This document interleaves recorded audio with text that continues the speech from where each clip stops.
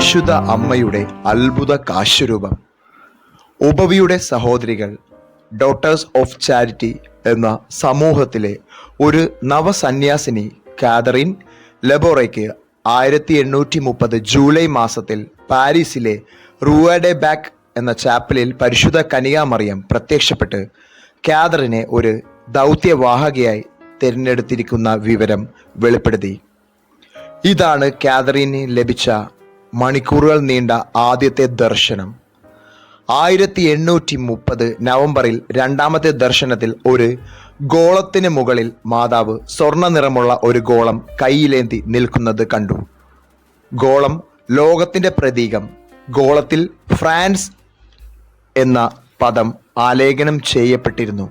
കാരണം ലോകമെമ്പാടും നടമാടിയിരുന്ന യുദ്ധങ്ങളുടെ കെടുതികളാൽ ഏറ്റവും കൂടുതൽ ദുരിതങ്ങൾ നേരിട്ട രാജ്യം ഫ്രാൻസ് തന്നെ. പരിശുദ്ധ കന്യകയുടെ രത്നഖചിതമായ മോതിരങ്ങളിൽ നിന്നും കണ്ണഞ്ചിക്കുന്ന പ്രകാശകിരണങ്ങൾ പുറപ്പെട്ടിരുന്നു. ചോദിക്കുമ്പോൾ നൽകപ്പെടുന്ന കൃപകളെയാണ് അവ സൂചിപ്പിക്കുന്നത്. വിലയേറിയ ചില കല്ലുകൾ തിളങ്ങിയിരുന്നില്ല. കൃപകൾ ആരും ആവശ്യപ്പെടാതിരുന്നതിനാലാണ് എന്ന് പരിശുദ്ധ കന്യക വിശുദ്ധീകരിച്ചു. മൂന്നാമത്തെ ദർശനത്തിലാണ് അത്ഭുത കാശുരൂപം നൽകിയത്. സാത്താന്റെ പ്രതീകമായ പാമ്പിനെ സ്വന്തം കാൽക്കീഴിൽ ചവിട്ടി തകർത്തും കൈകളിൽ നിന്നും പ്രകാശകിരണങ്ങൾ പൊഴിച്ചും സ്വർഗത്തിൻ്റെയും ഭൂമിയുടെയും രാജ്ഞി ഗോളത്തിൽ മുകളിൽ നിൽക്കുന്ന സുന്ദര ദൃശ്യം. ചിത്രത്തിന് ചുറ്റും ജന്മപാപമില്ലാത്ത പരിശുദ്ധ മറിയമേ, അങ്ങിൽ അഭയം തേടുന്ന ഞങ്ങൾക്ക് വേണ്ടി പ്രാർത്ഥിക്കണമേ എന്ന പ്രാർത്ഥന ആലേഖനം ചെയ്തിരുന്നു. കാശുരൂപത്തിന്റെ മാതൃക നൽകിയ സംവത്സരത്തെ സൂചിപ്പിക്കുന്ന 1830 എന്ന വർഷവും ആലേഖനം ചെയ്യപ്പെട്ടിരുന്നു.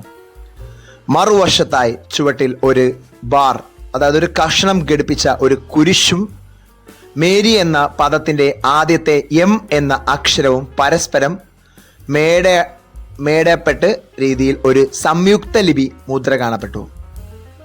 കുരിശ് രക്ഷയുടെ അടയാളവും ബാർ, അതായത് ആ കഷണം ഭൂമിയെയും സൂചിപ്പിക്കുന്നു. താഴെ സ്നേഹാഗ്നിയാൽ ജ്വലിക്കുന്ന രണ്ട് ഹൃദയങ്ങൾ, ഈശോയുടെയും മാതാവിൻ്റെയും ഹൃദയങ്ങൾ. ഈശോയുടെ ഹൃദയത്തിൽ ഒരു മുൾക്കിരീടവും മാതാവിൻ്റെ ഹൃദയത്തിലൂടെ ഒരു വാളും. 12 നക്ഷത്രങ്ങൾ ചുറ്റിലും.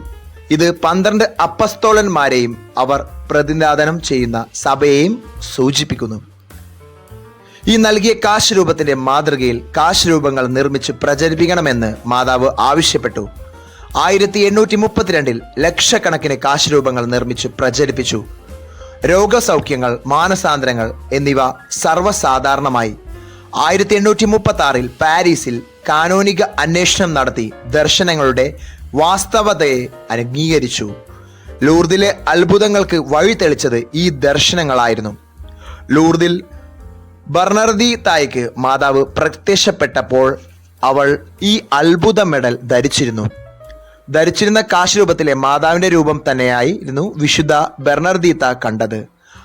1854 മാതാവിന്റെ അമലോത്ഭവം വിശ്വാസ സത്യമായി പ്രഖ്യാപിച്ചു. പരിശുദ്ധ കന്യകാമറിയമേ, ഞങ്ങൾക്ക് വേണ്ടി അപേക്ഷിക്കണമേ.